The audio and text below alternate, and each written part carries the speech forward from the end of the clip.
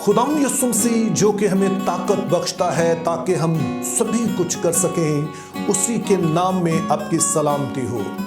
थकावट जो है ये हमारी जिंदगी का आम हिस्सा है और थकावट दरअसल एक ऐसी हालत को कहते हैं कि जब हमारी जो कुव्वत है, तवानाई है, वो सैप आउट हो जाती है, जब वो हमें महसूस होता है कि वो ख़त्म हो गई है और हम अपने आप को इस काबिल नहीं महसूस करते हैं कि हम किसी काम को जारी रख सकें या मज़ीद कुछ कर सकें, तो इस तरह की हालत को थकावट कहा जाता है। लेकिन ये सिर्फ जिस्मानी थकावट है। तो शायद आप इस बात से वाकिफ़ होंगे कि थकावट एक तरह की नहीं होती है, बल्कि इसके मुख्तलिफ पहलू हैं जिन पर आज की वीडियो में हम बात करेंगे।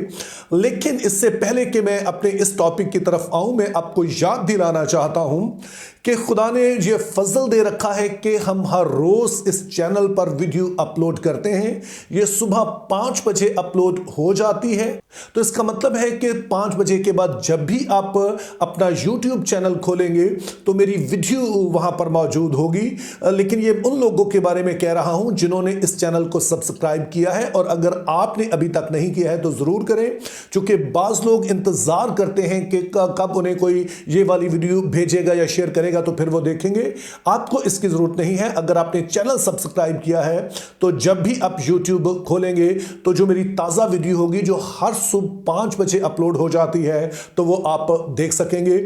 और जाहिर इसका मकसद यही है, और जाहिर इस वक्त अपलोड करने का मकसद यह है कि हर सुबह का आगाज आप खुदा के कलाम की गहरी बातों से कर सकें।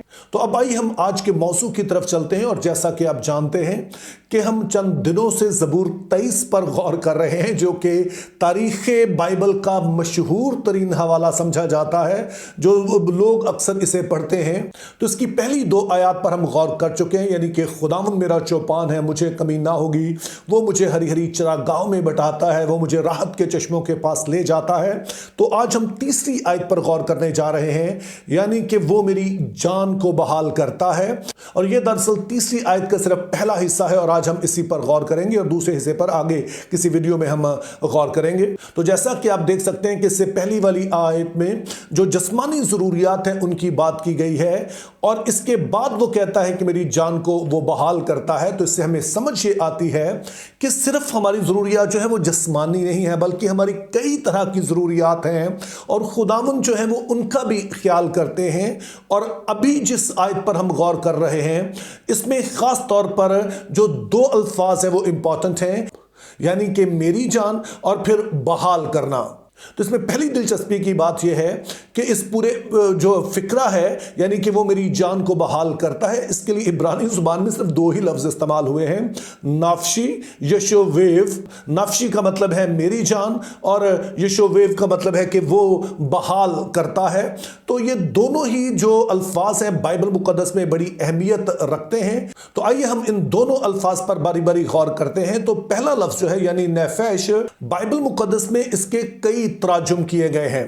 इसका जो सबसे पहला तर्जुमा हुआ है वो है जानदार, यानी कि खुदा की वो मखलूकात जो कि सांस लेती हैं। और दरअसल जब खुदा ने आदम को बनाया और उसके नथनों में जिंदगी का दम फूंका और लिखा है कि वो जीती जान हुआ, तो वहां पर लफ्ज नफश ही इस्तेमाल हुआ है।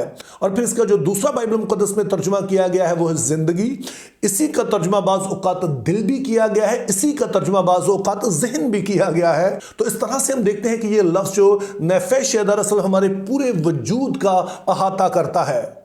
इसके अलावा जो दूसरा लफ्ज़ है यशोवेव, वो दरअसल जो इब्रानी जुबान में एक लफ्ज़ है शूव, उससे निकला है। और यह भी बाइबल मुकद्दस का एक इंतहाई मरकजी लफ्ज़ है, क्योंकि ये लफ्ज़ आम तौर पर बनी इसराइल के लिए इस्तेमाल हुआ कि जब वो खुदा से दूर हो जाते, लेकिन जब फिर वो मुख्तलिफ तरह के चैलेंजेस में होते, जब जिंदगी उनके लिए अजाब बन जाती और उन्हें कोई राह नजर नहीं आती थी, तो वो फिर से खुदा की तरफ रुजू करते, फिर से वो तौबा करते और इस तरह से वो अपने उस असल ताल्लुक में जो खुदा के साथ है उसमें बहाल हो जाते। तो इस रिश्ते की बहाली के लिए जो लफ्ज़ इस्तेमाल हुआ है, जब खुदा ताला उन्हें दावत देते हैं कि वो इस रिश्ते को बहाल करने के लिए उसकी तरफ रुजू करें, तो ये लफ्ज़ दरअसल वहाँ पे इस्तेमाल हुआ है कि अपनी असल हालत में, जो कि ओरिजिनल हालत थी, जो अच्छी हालत थी, उसमें बहाल हो जाना। तो जब इन दोनों अल्फाज को मिलाकर हम पढ़ते हैं तो एक बड़ी खूबसूरत तस्वीर उभर कर सामने आती है कि हमारा खुदा वो है जो कि हमारी जिंदगी के हर पहलू को बहाल करने की कुदरत भी रखता है, और वो लोग जो कि उसकी भेड़ बनकर रहते हैं उनकी जिंदगी को वो बहाल भी करता है, उसके हर पहलू को वो बहाल करता है। तो जैसे इस वीडियो के शुरू में मैंने कहा कि थकावट एक तरह की नहीं होती है, बल्कि ये मुख्तलिफ तरह की थकावट होती है। उसमें पहली तरह की थकावट जो हम देखते हैं वो जिस्मानी है, कि जब हम अपने अंदर वो कुव्वत एनर्जी महसूस नहीं करते हैं, वो वाइटैलिटी हमें महसूस नहीं होती है ताकि हम उस काम को जो हमारे करने के हैं उन्हें कर सकें, तो इस चीज का नाम थकावट होता है। और खुदा ताला इस बात को जानते थे और उन्होंने दरअसल हमें बनाया ही इस तरह से, हमारा जिस्म इस तरह से बनाया है कि हम थकते हैं। और खुदा ताला ने दिन और रात का निजाम इसलिए बनाया ताकि हम दिन को काम करें और रात को आराम कर सकें। लेकिन बहुत सारे खुदा की इस निम्न से लुत्फानंदोज नहीं होते हैं, वो रात को भी अपना टाइम ज़ाया करते हैं। और बहुत सारे आजकल तो मोबाइल पर इन चीज़ों पर अपना इतना टाइम वेस्ट कर देते हैं कि वो पूरी तरह से नींद नहीं ले सकते हैं, जो कि खुदा ने दरअसल एक तोहफे के तौर पर दी है ताकि हमारा जिस्म जो है वो बहाल हो सके। और फिर खुदा ने बनी इसराइल के लिए एक 7वां दिन रखा, 7वां दिन जो कि सब्बत का दिन है, जिस दिन उन्हें आराम करने का कहा ताकि वो रुक जाएं, ताकि वो ताज़ा दम हो सके। लेकिन इसका मतलब सिर्फ आराम करना नहीं है, बल्कि आइडिया यह है कि जो खुदा ने बरकत दी है उनसे लुत्फानंदोज भी हुआ जाए। लेकिन बहुत सारे इस बात को भी नहीं समझते हैं कि खुदा ये जो हमें ऐसे वक्त देता है कि हम आराम कर सकें, हम उसकी नेमतों से लुत्फानंदोज हो सकें, ऐसे मौके हमारी जिंदगी में आता है जैसे क्रिसमस डेज, और ऐसे इंडिविजुअली आपके घरानों में खुशियां आती हैं, तो बहुत सारे इन्हें भी एंजॉय नहीं कर पाते हैं। वो समझते नहीं है कि खुदा की ये बरकत है। लेकिन मैं आपको बता रहा हूं कि ये एक स्पिरिचुअल डिसिप्लिन है, यानी कि अगर आप रूहानी तौर पर ग्रो करना चाहते हैं तो खुदा जो खुशी के मौके देता है, आप जरूर उन्हें खुदा में होकर एंजॉय करें, उनको जाया मत करें, क्योंकि ये वो मौके होते हैं जो आपको ताज़ा दम करते हैं और ये खुदा ने बनाया है। लेकिन याद रखिए कि हमारी थकावट जो है वो सिर्फ जिस्मानी नहीं होती है, उससे बढ़कर हमारी जहनी होती है। तो शायद आप इस बारे में वाकिफ होंगे कि जो जहनी थकावट है ये ज्यादा खतरनाक होती है।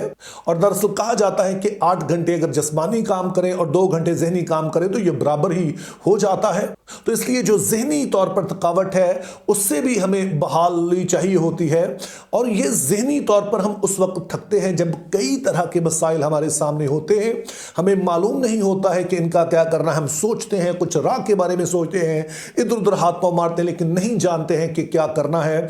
तो जब हमारा जहन इन मसाइल की वजह से मुख्तलिफ वजूहात की बिना पर काम करना छोड़ देता है, तो उस वक्त हमें जहन में रखना है कि कोई है जो आपके जहन को भी बहाल करता है, जहनी थकावट को भी बहाल करता है। तो इससे मुराद मेरी ये है कि आप जरूर वक्त निकाल कर अलग से बैठें, बजाय इसके कि मसाइल के बारे में सोचते रहें, खुदा के साथ वक्त गुजारें। और मैं आपको पूरे यकीन से कह सकता हूं, मैं अब तजुर्बात की बिना पे कह सकता हूं कि अगर आप जहनी घोड़े दौड़ाते हुए थक गए हैं, बहुत कुछ करके आप थक गए हैं, तो जरूर कुछ ऐसा वक्त मखसूस कीजिए। आप रोज़ा रख सकते हैं या सिर्फ दुआ के लिए वक्त निकाल सकते हैं, और अलग से आप ज़रूर खुदा के साथ वक्त गुजारें, उसकी हमदो सना करें, उससे पूछें, उससे बात करें, और खुदा आपके लिए ज़रूर कोई रास्ता पैदा करेगा। तो ये दुआ जो है ये कोई रस्म नहीं है, बल्कि हम अपना बोझ, अपने वो सारी फिक्रें उसके हजूर में लाते हैं, और आप महसूस करते हैं कि उसने इन फिक्रों को सुना है, आप महसूस करते हैं कि आप कदरे हल्के हो गए हैं। और अक्सर तो ऐसा होता है कि इन्हीं लम्हों में खुदा कोई ना कोई राह आपको दिखा देता है, और आपकी जो जहनी परेशानी है, जहनी स्ट्रेस है, उसको खुदा कम करता है। और फिर तीसरी जो हमारी थकावट होती है उसको हम नफ्सियाती थकावट कहते हैं। और आपने इस बात को भी जहन में रखना है कि जब आप नफ्सियाती तौर पर किसी ऐसे दबाव का शिकार हो जाएं, जैसे कि खौफ वगैरह का शिकार हो जाएं, तो फिर आपका जिस्म और जहन भी काम करना छोड़ देता है। ये सबसे इंपॉर्टेंट है। और दरअसल यहां पर जो इब्रानी लफ्ज नेफिश है, इसको आप यूनानी में लेके जाएं तो वहां पर इसका तर्जुमा हुआ है सूखे, जहां से लफ्ज हमारा साइकोलॉजी निकला है। तो जो चीज हमें असल में थिकाती है, वो चीज जो हमें मुंजमद कर देती है, वो जो हमें मूव आगे नहीं होने देती है, वो हमारे जो नफ्सियाती मसाइल हैं, जो हमारे ज़हन में लगी हुई ऐसी गिरहें हैं, वो है। उसकी मिसाल आप बिल्ली और कबूतर से ले सकते हैं और कहा जाता है कि जब बिल्ली कबूतर पर हमला करती है तो वो इतना खौफजदा हो जाता है, वो मुंचमिद हो जाता है, आगे बढ़ ही नहीं पाता है और सिर्फ अपनी आंखें ही मूंद लेता है बजाय इसके कि वो उड़ जाए या वहां से चला जाए। तो इसी तरह से बहुत दफा हमारे साथ होता है। लेकिन ये आयत हमें बताती है कि जो भी आप चैलेंजेस में से गुजर रहे हैं या आपके माजी में जो तजुर्बात रहे हैं और उस वजह से आपकी जहनी हालत जो भी हो गई है, लेकिन आपका खुदा आपकी इस जहनी हालत को बहाल कर सकता है। और जब ये हमारी नफ्सियाती हालत जब बेहतर हो जाएगी तो हमारा जहन भी बेहतर तौर पर सोचना शुरू करेगा और साथ में हमारे जिस्म जो है वो भी अब मुंजमिद नहीं होगा बल्कि मुतहर्रिक होगा।